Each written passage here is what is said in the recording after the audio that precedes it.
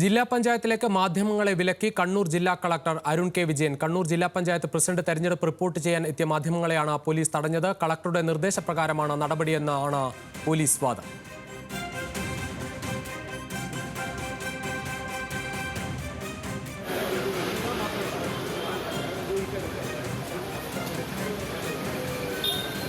ഫലപ്രഖ്യാപനത്തിന് മുൻപ് മാധ്യമപ്രവർത്തകർക്ക് ജില്ലാ പഞ്ചായത്ത് ഹാളിൽ പ്രവേശിക്കാമെന്ന് ഒടുവിൽ ജില്ലാ കളക്ടർ അനുമതി നൽകി. കണ്ണൂരിൽ നിന്ന് നിഖിൽ അളവൂർ ചേരുകയാണ്. നിഖിൽ, വാർത്ത വന്നതിന് ശേഷമാണോ കളക്ടറുടെ ഈ നിലപാട് മാറ്റം? അതോടൊപ്പം സാധാരണ ഇത്തരത്തിൽ തെരഞ്ഞെടുപ്പ് നടക്കുമ്പോഴെല്ലാം മാധ്യമപ്രവർത്തകർക്ക് അവിടെ പ്രവേശനം ഉണ്ടാകുന്നതാണ്.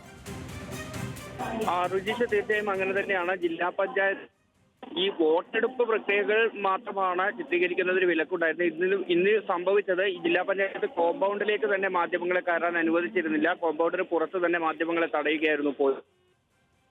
കളക്ടറുടെ നിർദ്ദേശപ്രകാരമാണെന്നാണ് പോലീസ് അറിയിക്കുകയും ചെയ്തത്. ഏതായാലും പിന്നീട് ഈ പ്രതിഷേധങ്ങൾ ഉണ്ടാവുകയും വാർത്തകൾ വരികയും ചെയ്ത സാഹചര്യത്തിൽ PRD വഴി തന്നെ ഒരു പത്രക്കുറിപ്പായാണ് കളക്ടർ ഇക്കാര്യം അറിയിച്ചത്.